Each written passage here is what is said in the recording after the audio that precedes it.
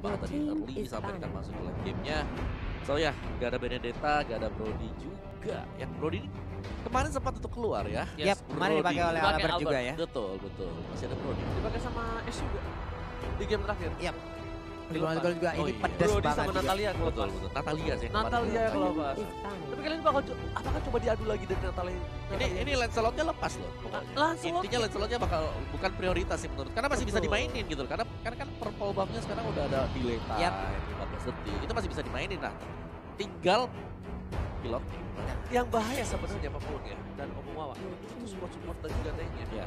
Kalau menurut Pak Pulung, ini Natalia hampir saja terlepas dan kayaknya Brand Esports nggak mau melakukan kesalahan seperti tim Indonesia di sebelumnya. Natalia terlepas. Nggak mungkin bakal dilepas. Bahkan kita lihat aja track record Benedetta di saat RRQ bermain di M2 World Championship untuk beberapa hari ini aja ya. Saiko memiliki rate yang mungkin tinggi banget gitu dengan Benedettanya. Untuk menangkap satu orang ini aja 5 player nggak cukup loh. Kalau bisa 5 player ini bawa lagi cadangan-cadangan playernya yang ada di luar, yuk masuk kita tangkep nih orang gitu. Susah banget masalahnya. Gocekannya maut badai. Ya, dari ini ada beberapa hero yang lepas. Kita tahu banget RRQ Hoshi mereka memiliki nilai yang tinggi untuk lampu-lampu. Seringkali menjadi first pick untuk RRQ Hoshi. Tapi kali ini bukan Matilda, ada Sylvana. Padahal tadi aku baru mau bilang ada Sylvana, ada lampu-lampu. Dia lebih kayak ke arah dari kemarin dengan Sylvananya terlalu terlihat cukup mencolok karena memang jago banget dari seorang Saiko-nya. Tapi kali ini Matilda, mereka pengen ada asuransi di mana udah ada cover dan Matilda ini support yang punya damage cukup besar di lane. Percaya sama aku. Itu yang kalau bulir-bulir jeruknya cerpet-cerpet. Bulir jeruk ya. Baru denger lagi nih gua. Analoginya habis makan jeruk kan tadi pagi bos. Belum, Bung. Kita makan buah sekali 2 minggu bos. Wah, nanya makan jeruk. Gimana Om? 2 band kali ini? Boleh, dan ada Cloud. Nah, ini dia. Oke, mengamankan satu core terlebih dahulu ya. Karena kita ngelihat beberapa hari ini juga untuk pemain-pemain dari luar, contohnya dari Filipina atau Myanmar, mereka selalu ngehabisin core-core kita untuk di ban apabila kita nggak mengambil di 3 pick pertama loh. Itu setelah itu dihabisin, bener-bener disikat habis. Ya, tapi dengan adanya Cloud ya, dan mereka akan harus juga berhadapan dengan Sylvana. Benar banget. Yang mengakhirkan kayak Cloud-nya ini Purify kah, bakal main di set kah, bakal ada satu juggler lagi kah yang bakal dipick oleh RRQ Hoshi.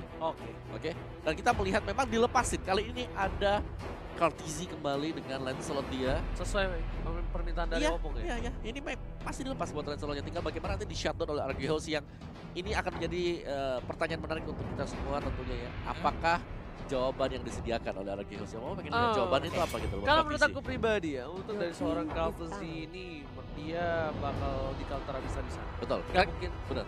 Karena kalau aku bilang ya, Kartizi ketika di game pertama mereka dengan Lancelotnya dan mereka dengan Sylvananya, mereka udah pede banget bisa dapetin game yang pertama. Mereka bisa dikalahkan. Galanya bakal lebih. Ingat, kemarin RRQ numbangin Omega seperti itu. Di game pertama dihabek-habek segala macam, tapi ternyata dibalikin keadaannya dan berhasil menang. Bahkan game kedua itu easy game banget untuk tim RRQ. Dan kali ini udah ada band yang kelima.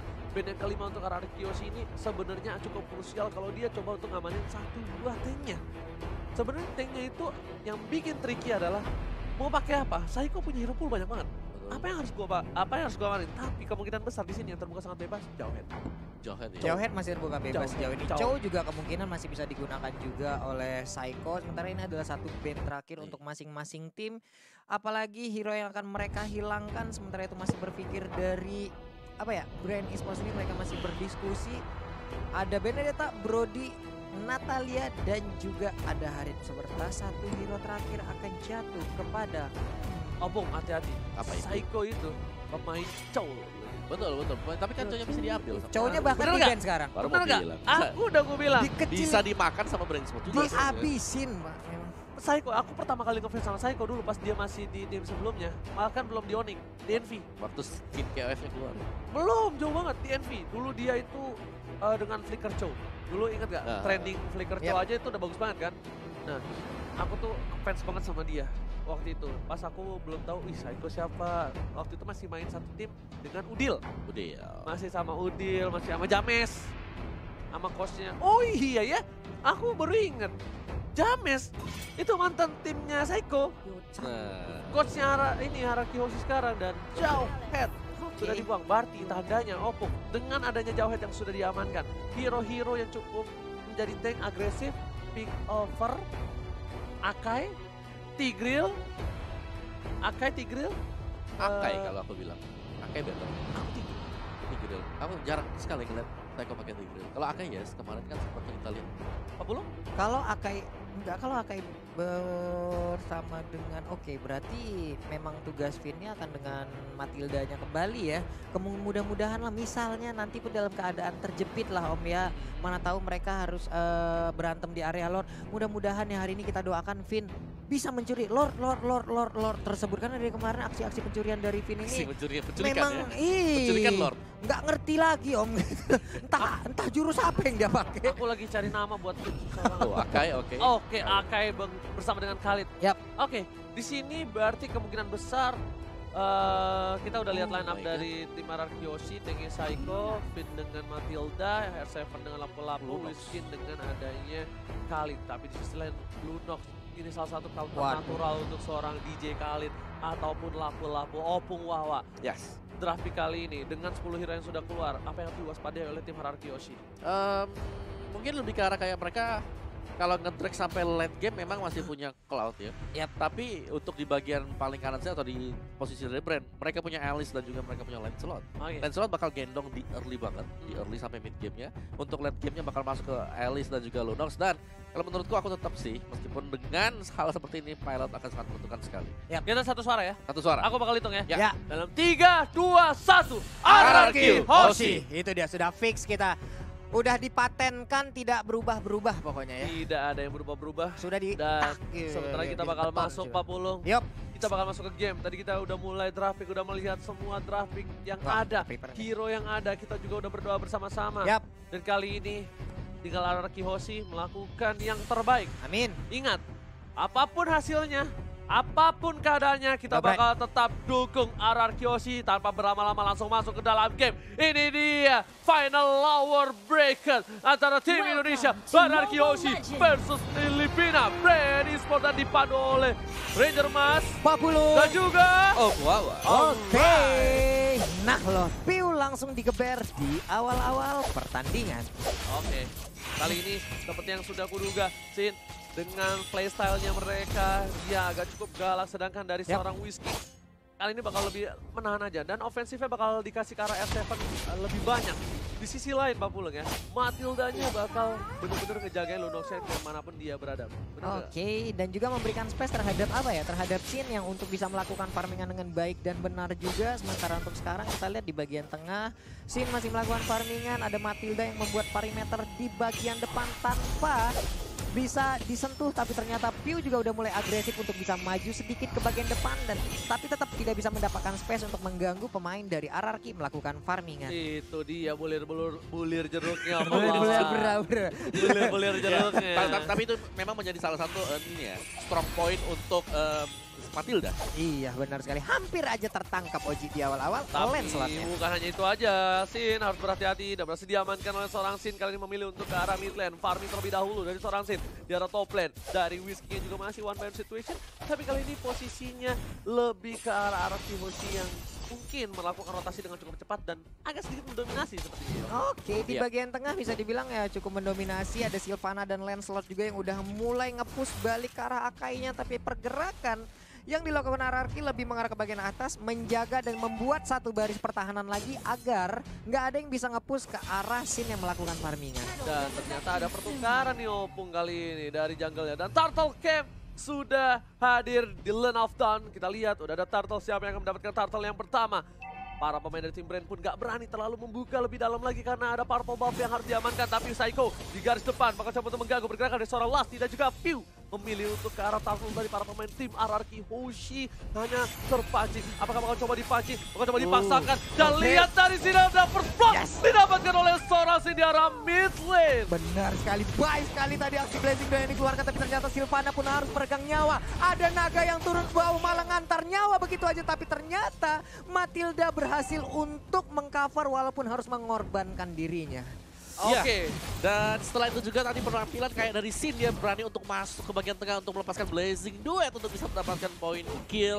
Dan 3 tuker 1 itu ada keunggulan untuk RRQ Hoshi. Oke, itu keunggulan, dan dimana harusnya kesempatan ini didapatkan oleh tim RRQ Hoshi untuk mencoba mengarah ke arah turtle harusnya ya. Iya, karena tadi mereka udah memancing juga dengan ada scene yang udah ngepok-ngepok ke arah turtle-nya. Lalu ada peperangan di bagian tengah yang didahuluin oleh brand e-sport itu sendiri, tapi malah mereka yang harus memakan itu semua. Tapi di sini lihat bakal coba dipaksa tim fight. Ada Lancelot yang udah siap berada di arah rumput. Sedangkan para pemain dari tim Ararkiosi sebelum merotasi ke atas udah harus dibuka oleh Saiko. Saiko udah punya Hurricane Dance setidaknya. Walaupun dia sedikit tertangkap dan dia bisa muter-muter di dalam lingkaran setang dari seorang Sylvana Onana.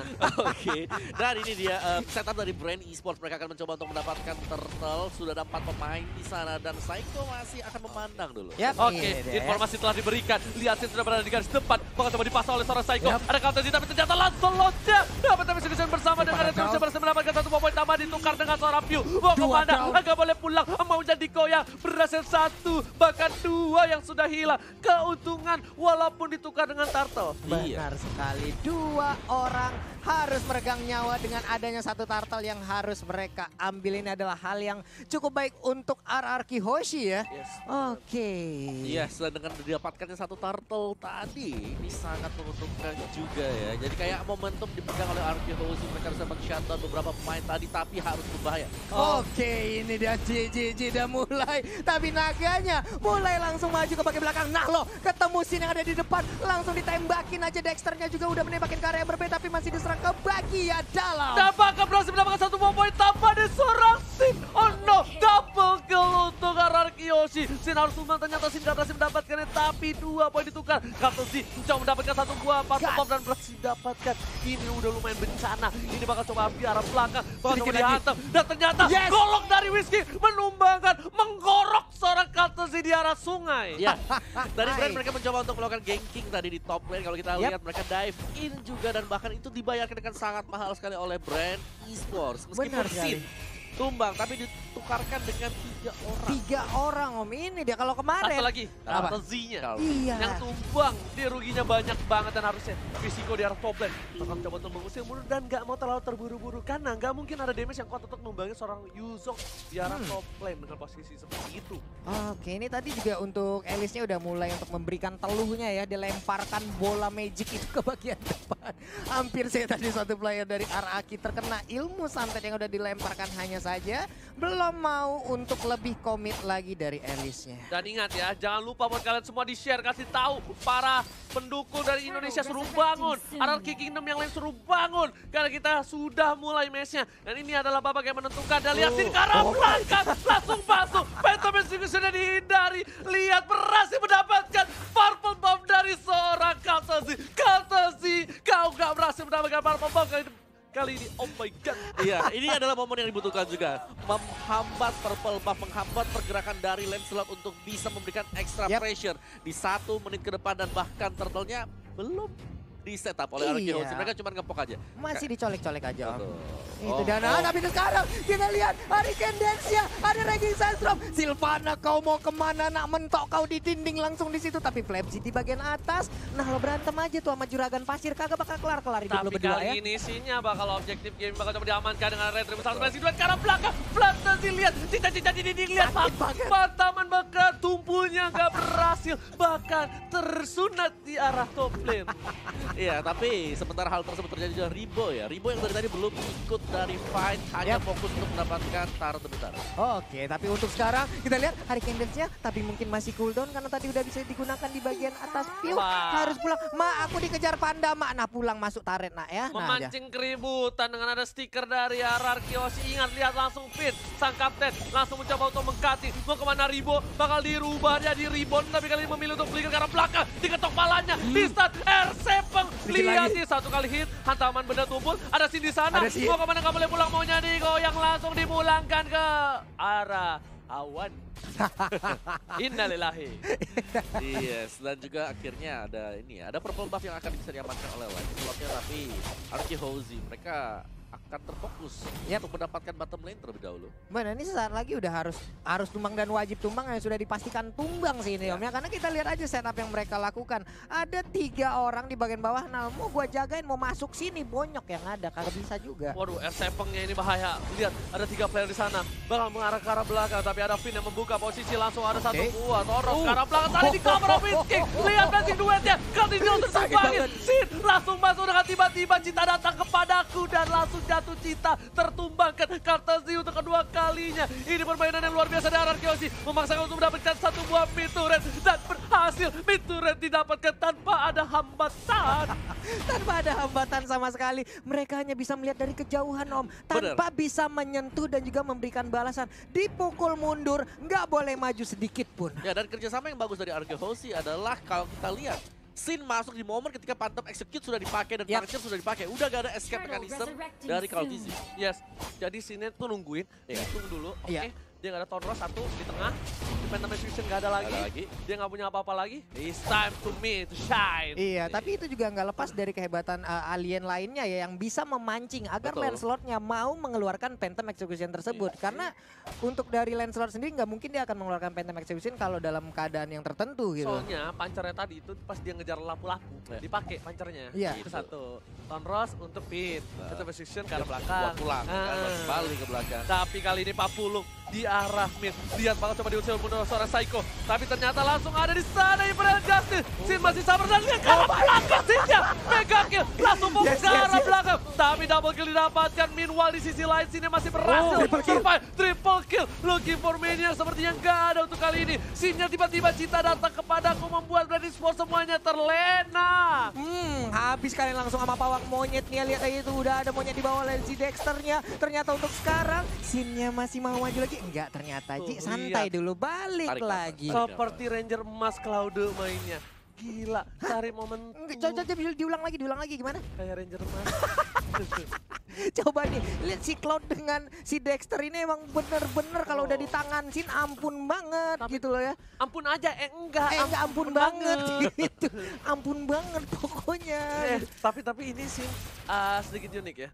Dia pakai Brute Force untuk moving speed yang lebih cepat lagi. Betul. Aku kira dia bakal karena Twin Swing. Tapi kali ini karena Brute Force, dia secure ketika dia melakukan Blazing Duet. Bener-bener ngebut banget, ngebuild. Bener-bener iya. Walaupun dia kita lihat CC-nya banyak, tapi dia di sini setidaknya bisa masuk ke arah belakang lewat samping. Dia ngeflank gitu loh, Pung. Ketika tim fight di tengah misalnya, dia ke arah pinggir. Walaupun Blazing Duetnya kan areanya bulat. Yang kena hanya kiri saja bagian dari bulatnya. It's okay. At least semua tim dari musuhnya kena. Dia nggak perlu masuk di tengah agar semuanya kena. Tapi yang penting maksimal. Dia nggak perlu. Ini dari sisi golnya juga Sin udah tinggi banget. Udah ada 9.000 gol. 817 yang dia ambil sendirian. Tapi ternyata sekarang kita lihat ada yang digencet Panda lagi. Kau makan semua lemak Panda nih ya. Tapi dia masih berhasil pergi dengan Brian of Order-nya. Hampir aja terkena getokan dari lapu-lapu. Tapi harus coba mundur kalian lihat hantaman benda tumpulnya ke arah belakang. Tonros, panjat, R7 yang dituju. Tapi ternyata Sin masih fokus ke arah Lord. Cartesius bakal coba dikocek. Dan lihat Gunflag didapatkan sepertiga. Dan last dealer kena satu buah Blazing Duet. Langsung deresan. Di sini adalah momentum mereka mendapatkan poin yang pertama. Lord didapatkan, 2 orang hilang. Dan inilah Indonesia. Dung. Oke, dan seperti komennya ya, The Titan from Indonesia. Apa tuh artinya, Opung? Apa tuh artinya, Pung? Tolong, Pung. Raksasa dari Indonesia. Oke, dan ini mereka udah pada masuk ke dalam tadi dan dengan adanya Super Minion juga akan memudahkan jalan bagi RRQ Hoshi. Lihat base-nya, bakal coba dituju, langsung ada PC kompas sudah Hurricane yang bagus banget. Base-nya tersisa seperempat, bakal coba dihajar. Sin memilih ke arah bottom lane, fokus ke arah ini bisa turret. Seperempat arah terakhir, 1 poin didapatkan. Gak ada lagi Sin Blazing Duet ke arah belakang, view-nya gak bisa kemana-mana, gak boleh pulang. Dan DCS Indonesia takes the game one. Yes, Indonesia RRQ Hoshi take the game one dengan begitu